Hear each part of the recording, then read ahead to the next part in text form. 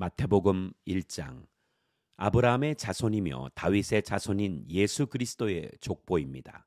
아브라함은 이삭을 낳고 이삭은 야곱을 낳고 야곱은 유다와 그 형제들을 낳고 유다는 다말에게서 베레스와 세라를 낳고 베레스는 헤스론을 낳고 헤스론은 람을 낳고 람은 아미나답을 낳고 아미나답은 나손을 낳고 나손은 살몬을 낳고 살몬은 라합에게서 보아스를 낳고 보아스는 루색에서 오벳을 낳고 오벳은 이새를 낳고 이새는 다윗 왕을 낳았습니다.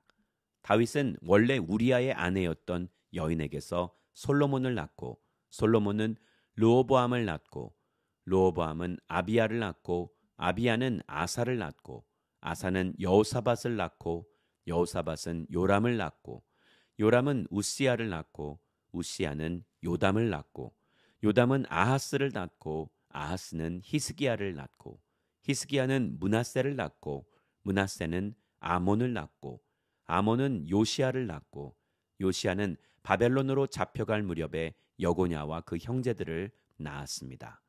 바벨론으로 잡혀간 후로 여고냐는 스알디엘을 낳고 스알디엘은 수룹바벨을 낳고 수룹바벨은 아비웃을 낳고 아비웃은 엘리야김을 낳고 엘리야김은 아소르를 낳고 아소르는 사독을 낳고 사독은 아킴을 낳고 아킴은 엘리웃을 낳고 엘리웃은 엘르아사를 낳고 엘르아살은 mat단을 낳고 mat단은 야곱을 낳고 야곱은 마리아의 남편 요셉을 낳고 마리아에게서 그리스도라 하는 예수께서 태어나셨습니다.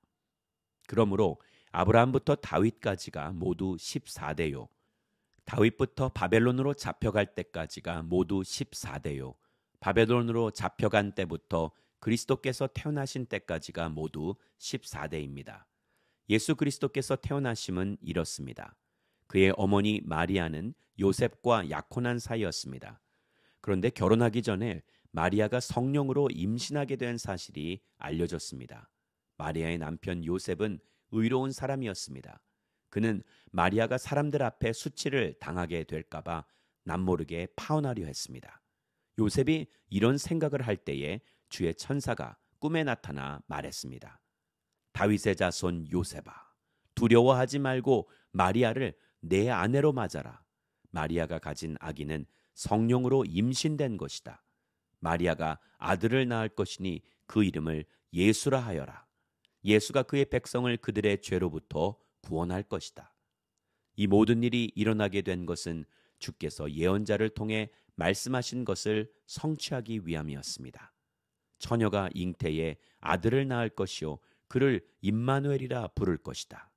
임마누엘이란 하나님께서 우리와 함께 하신다는 뜻입니다. 잠에서 깨어난 요셉은 주의 천사가 명령한 대로 마리아를 아내로 맞아들였습니다. 그러나 요셉은 아들을 낳을 때까지 마리아와 잠자리를 같이 하지 않았습니다. 마리아가 아들을 낳자 요셉은 그 이름을 예수라고 지었습니다. 마태복음 2장. 헤롯 왕 때에 유대의 베들레헴에서 예수께서 태어나시자 동방에서 박사들이 예루살렘에 찾아와 물었습니다. 유대 사람의 왕으로 나신 분이 어디 계십니까? 우리는 동방에서 예수의 별을 보고 경배드리려고 왔습니다. 헤롯 왕은 이 말을 듣고 심기가 불편했습니다. 예루살렘도 온통 떠들썩했습니다. 헤롯은 백성의 대제사장들과 율법학자들을 모두 불러 그리스도가 어디에서 태어날 것인지 캐물었습니다. 그들이 대답했습니다. 유대의 베들레헴입니다. 예언자가 성경에 이렇게 기록했기 때문입니다. 그러나 너 유다 땅 베들레헴아, 너는 유다의 통치자들 가운데 가장 작지 않구나. 내게서 통치자가 나와 내 백성 이스라엘의 목자가 될 것이다. 그때 헤롯은 몰래 박사들을 불러 별이 나타난 정확한 시각을 알아냈습니다. 헤롯은 박사들을 베들레헴으로 보내며 말했습니다. 가서 샅샅이 뒤져 그 아기를 꼭 찾으라. 그리고 아기를 찾자마자 나에게도 알리라. 나도 가서 아기에게 경배할 것이다. 박사들은 왕의 말을 듣고 다시 길을 떠났습니다. 그런데 동방에서 보았던 그 별이 그들보다 앞서가서 아기가 있는 곳 위에 멈춰 섰습니다. 박사들은 별을 보고 뛸 듯이 기뻤습니다. 집으로 들어가 보니 아기가 그 어머니 마리아와 함께 있었습니다. 그들은 엎드려 아기에게 경배하고 보물함을 열어 황금과 유향과 모략을 예물로 드렸습니다. 그리고 그들은 꿈속에서 헤롯에게 돌아가지 말라는 지시를 받고 다른 길을 통해 자기 나라로 돌아갔습니다. 박사들이 떠난 후 주의 천사가 요셉의 꿈에 나타나 말했습니다. 일어나거라. 어서 아기와 그 어머니를 데리고 이집트로 피신하여라. 헤롯이 아기를 죽이려고 찾고 있으니 내가 말해줄 때까지 거기에 머물러 있어라. 그래서 요셉이 일어나 아기와 그 어머니를 데리고 한밤중에 이집트로 떠났습니다. 그리고 헤롯이 죽을 때까지 그곳에 살았습니다. 이것은 주께서 예언자를 통해 하신 말씀을 이루신 것입니다. 내가 이집트에서 내 아들을 불러냈다. 헤롯은 박사들에게 속은 것을 알고 분이 치밀었습니다. 그래서 그는 박사들에게서 알아냈던 시간을 기준으로 베들레헴과 그 부근에 살고 있는 2살 이하의 사내 아이들을 모두 죽이라고 명령했습니다. 이로써 예언자 예레미야를 통해 하신 말씀이 이루어졌습니다. 라마에서 슬퍼하며 크게 통곡하는 소리가 들리니 라헬이 그 자녀를 잃고 울고 있구나. 자녀들이 없어졌으므로 위로받기도 거절하는구나. 헤롯이 죽은 후 주의 천사가 이집트에 있던 요셉의 꿈속에 나타나 말했습니다. 일어나거라. 아기와 그 어머니를 데리고 이스라엘 땅으로 가거라. 아기의 목숨을 노리던 사람들이 죽었다.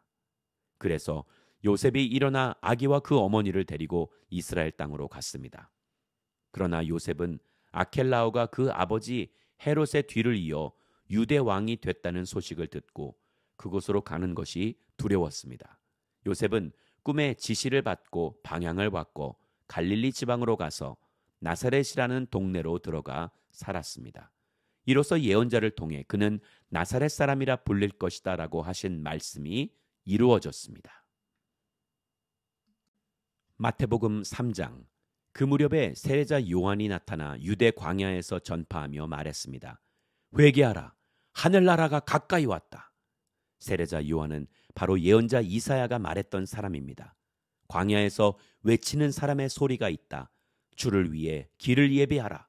주의 길을 곧게 하라. 요한은 낙타털로 옷을 지어 입고 허리에는 가죽띠를 둘렀습니다. 그리고 메뚜기와 들꿀을 먹고 살았습니다. 예루살렘과 온 유대 지방과 요단강 전 지역에서 사람들이 요한에게로 몰려왔습니다. 그들은 요단강에서 자기 죄를 고백하면서 요한에게 세례를 받았습니다. 그러나 여러 바리새파 사람들과 사두개파 사람들이 세례를 베풀고 있는 곳으로 몰려오는 것을 보고 요한이 말했습니다. 독사의 자식들아, 누가 너희더러 다가올 진노를 피하라고 하더냐? 회개에 알맞은 열매를 맺으라. 너희는 행여나 속으로 아브라함이 우리 조상이다라고 생각하지 말라. 내가 너희에게 말한다. 하나님께서는 이 돌들로도 아브라함의 자손을 일으키실 수 있다. 도끼가 이미 나무 뿌리에 놓여 있다. 그러므로 좋은 열매를 맺지 않는 나무는 모조리 잘려 불 속에 던져질 것이다. 나는 너희가 회개하도록 물로 세례를 준다. 그러나 내 뒤에 오실 분은 나보다 능력이 더 많으신 분이시다. 나는 그분의 신발을 들고 다닐 자격도 없다. 그분은 너희에게 성령과 불로 세례를 주실 것이다. 그분이 손에 키를 들고 타작마당을 깨끗이 해 좋은 곡식은 모아 창고에 두고 쭉정이는 꺼지지 않는 불에 태우실 것이다. 그때 예수께서 요한에게 세례를 받으시려고 갈릴리에서 요단강으로 오셨습니다. 그러나 요한은 이를 말리면서 예수께 말했습니다.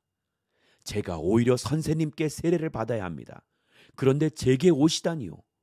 예수께서 대답하셨습니다. 지금은 그렇게 하도록 하여라. 우리가 이와 같이의 모든 의를 이루는 것이 옳다. 그러자 요한은 그대로 따랐습니다. 예수께서 세례를 받으시고 물속에서 올라오셨습니다. 그때 예수께서는 하늘이 열리고 하나님의 영이 비둘기처럼 자신에게 내려오는 것을 보셨습니다. 그리고 하늘에서 소리가 들려왔습니다. 이는 내가 사랑하는 아들이다. 내가 그를 매우 기뻐한다. 마태복음 4장. 그 후 예수께서 성령에 이끌려 광야로 가셔서 마귀에게 시험을 받으셨습니다.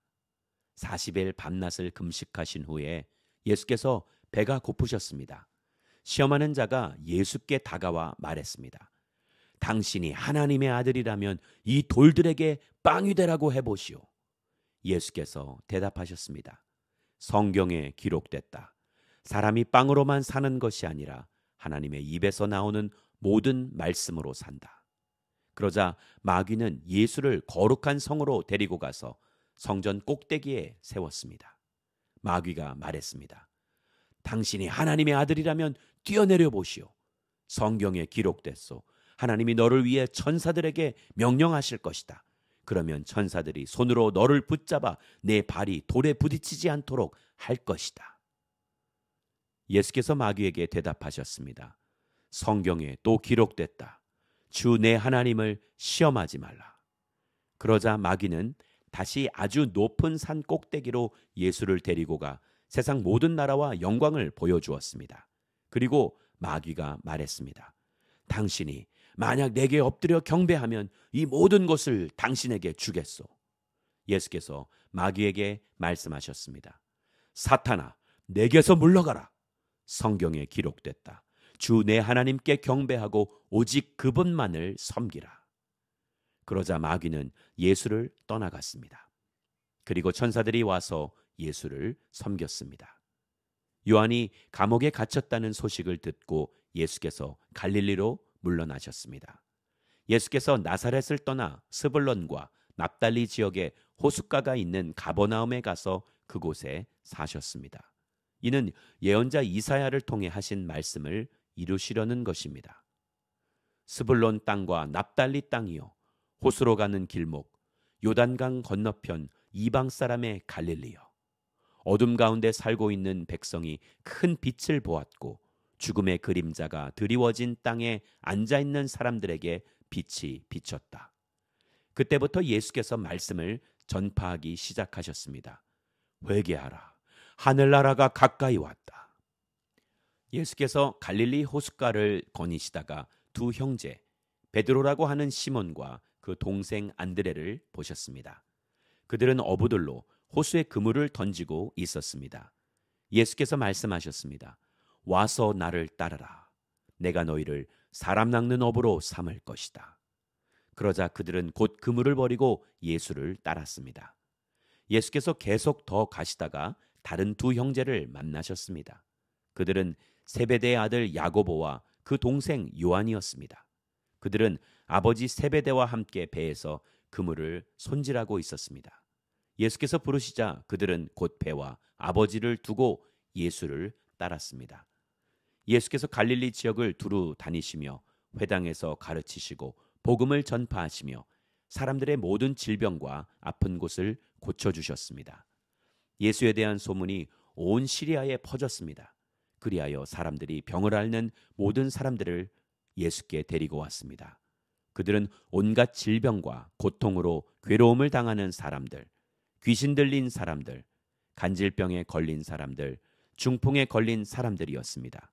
예수께서 그들을 고쳐주셨습니다. 그러자 갈릴리, 데가볼리, 예루살렘, 유대, 요단강 건너편 지역에서 온 수많은 사람들이 예수를 따랐습니다.